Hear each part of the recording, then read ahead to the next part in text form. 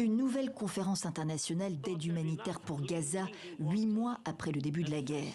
C'était mardi en Jordanie. 400 millions de dollars annoncés par Washington.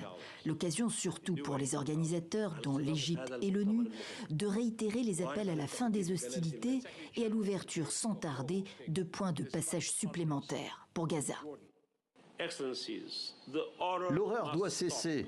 Il est grand temps qu'il y ait un cessez-le-feu et une libération d'otages. L'accès humanitaire à Gaza ne peut pas attendre un cessez-le-feu. Un cessez-le-feu, le secrétaire d'État américain, qui en est à sa 8e tournée régionale depuis le début du conflit, rencontrait à nouveau les familles d'otages mardi, dans l'attente, soulignait-il, de la réponse du Hamas au plan Biden mis en avant fin mai. Cette réponse est venue dans la soirée par l'intermédiaire des médiateurs, avec des modifications, souligne la partie israélienne, qui y voit un rejet du cadre proposé. Le Hamas évoque, lui, une réponse favorable.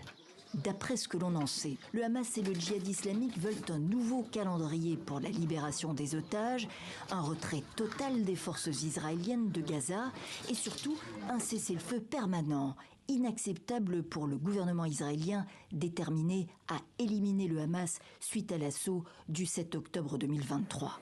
Blinken a repris son bâton de pèlerin, direction le Qatar, alors que Washington affirme examiner la réponse des mouvements islamistes palestiniens.